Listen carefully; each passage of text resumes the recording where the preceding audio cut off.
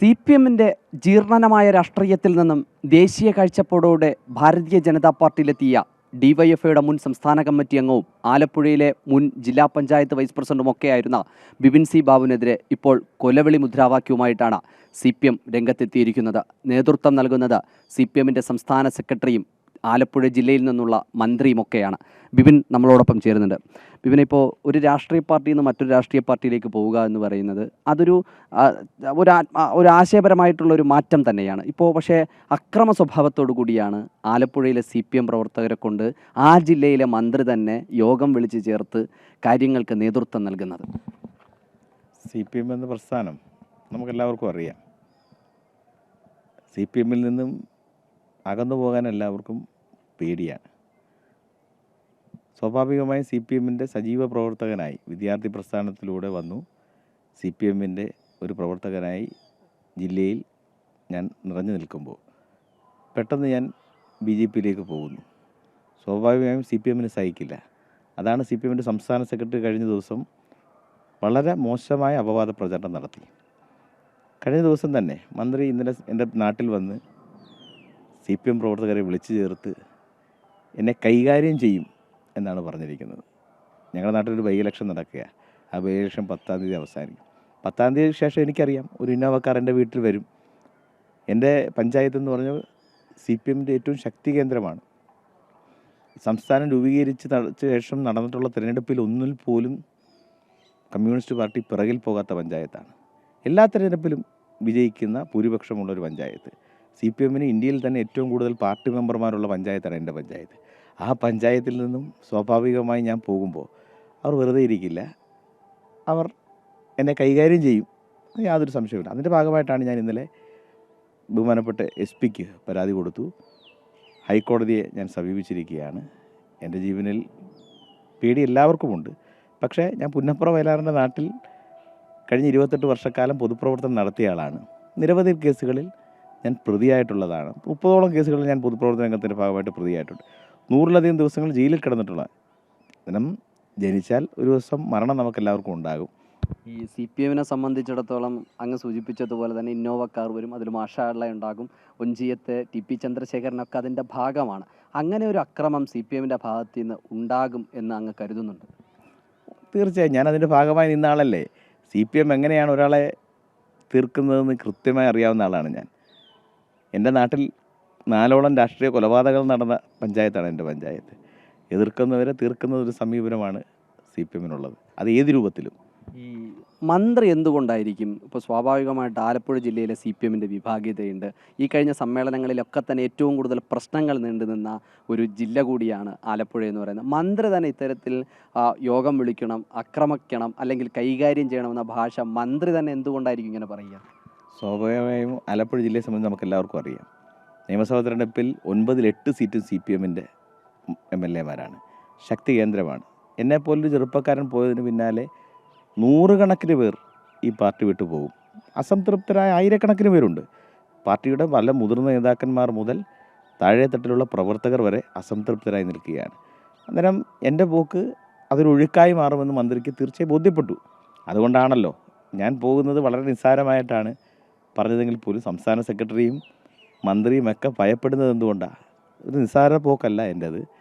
അത് CPMൽ നിന്നും ധാരാളം പേർ BJPയിലേക്ക് വരും. അതിനെ തടയിടാൻ അവർക്ക് എന്തെങ്കിലും ചെയ്തേ പറ്റൂ. അതിൻ്റെ ഭാഗമായിട്ടാണ് ഇങ്ങനൊരു പ്രഖ്യാപനം ഉണ്ടാകും. ഈ CPM അടുത്തൊരു നയം നമ്മൾ സന്ദേശം സിനിമയിലൊക്കെ കണ്ടിട്ടുള്ളതുപോലെ ചെറുപ്പക്കാരെ പല അപവാദ പ്രചരണവും നടത്തി ഇല്ലാതാക്കുക, പൊതുപ്രവർത്തനത്തെ ഇല്ലാതാക്കുക എന്നുള്ളതാണ്. 2 വർഷം മുമ്പ് അങ്ങക്കെതിരെ ഉണ്ടായിരുന്ന ഒരു കേസിനെ വീണ്ടും പോലീസിനെ ഉപയോഗിച്ച്, ഭരണ സംവിധാനത്തെ ഉപയോഗിച്ചൊക്കെ തന്നെ വീണ്ടും പൊടി തട്ടിയെടുക്കുന്ന ഒരു ജീർണതയുടെ രാഷ്ട്രീയമാണ് CPM കളിക്കുന്നത്. എനിക്ക് 2 വർഷത്തിന് മുമ്പൊരു കേസില്ല.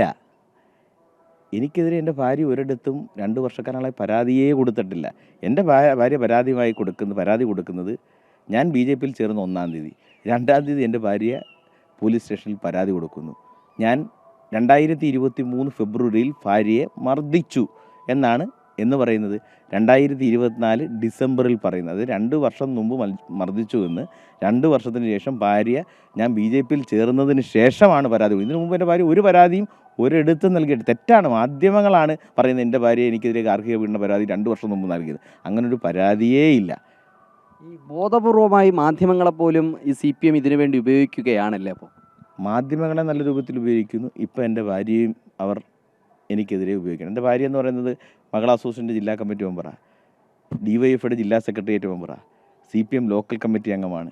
ഇപ്പം ഞാൻ CPM വിട്ടു പോയത് ഭാര്യയ്ക്കറിയാം. അന്നേരം ഭാര്യ ഇപ്പോൾ പാർട്ടിയുടെ ഭാഗമായി നിൽക്കുകയാണ്. അന്നേരം ഭാര്യ ഉപയോഗിച്ച് അപകീർത്തി, അതാണ് മന്ത്രി കഴിഞ്ഞ ദിവസം യോഗത്തിൽ പങ്കെടുത്തുകൊണ്ട് പറഞ്ഞത്.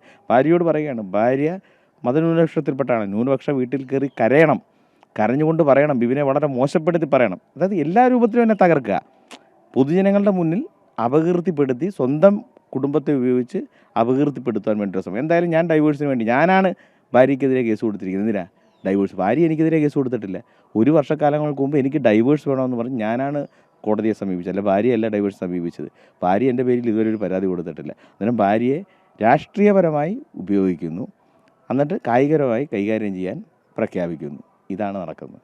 ഈ CPMനെ സംബന്ധിച്ചിടത്തോളം മറ്റൊരു കാര്യം കൂടി ചോദിച്ചാൽ, ഭരണരംഗത്ത് ഇത്തവണ ഈ സർക്കാർ വളരെ പരാജയമാണ്. അത് ആലപ്പുഴയിൽ നിന്നുള്ള ഒരു ഘടകകക്ഷിയുടെ മന്ത്രിയുണ്ട്, ഒരു പാർട്ടിയുടെ മന്ത്രി തന്നെയുണ്ട്. പക്ഷേ ആലപ്പുഴ ജില്ലയുടെ വികസന പ്രവർത്തനങ്ങളിൽ ഈ സർക്കാർ കാര്യമായ രീതിയിൽ ഇടപെടുന്നുണ്ടോ എന്ന് അങ്ങേക്ക് തോന്നുന്നുണ്ട്? അങ്ങ് ജില്ലാ പഞ്ചായത്തിൻ്റെ വൈസ് പ്രസിഡന്റ് ആയിരുന്ന ആളാണ്.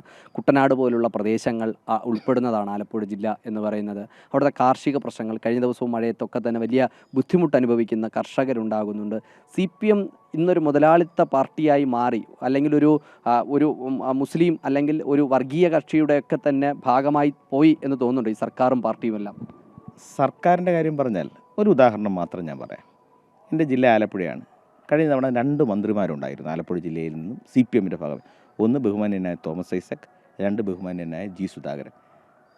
സുധാകരൻ സാറും ഐസക് സാറും എന്ന് പറഞ്ഞാൽ ഇന്ത്യ കണ്ടതിൽ വെച്ച് ഏറ്റവും നല്ല മന്ത്രിമാരായിരുന്നു ഇവർ 2 പേരും, അല്ലേ? ഈ ഒരു അവസ്ഥ ഞാൻ പറഞ്ഞ സാമ്പത്തിക രംഗത്ത് ഇത്രയേറെ പ്രതിസന്ധി നേരിട്ടിരുന്നില്ല ആദ്യത്തെ വർഷത്തെ കാലത്ത്. എന്തുകൊണ്ടാണ്? നല്ല മിടുക്കരായ മന്ത്രിമാരുണ്ടായിരുന്നു. പൊതുമരാമത്ത് മന്ത്രിയായിരുന്ന സുധാകരൻ സാർ, അല്ലേ? റോഡുകളുടെ നമുക്ക് ഈ കേരളത്തിൽ റോഡുകളുടെ സ്ഥിതി തന്നെ മാറ്റിയല്ലേ? ഏറ്റവും മിടുക്കരായ 2 മന്ത്രിമാരായിരുന്നു. എന്നാൽ ഇന്നെന്താ സ്ഥിതി? ഇവരെല്ലാം മാറ്റി എന്തിനു വേണ്ടിയാണ്?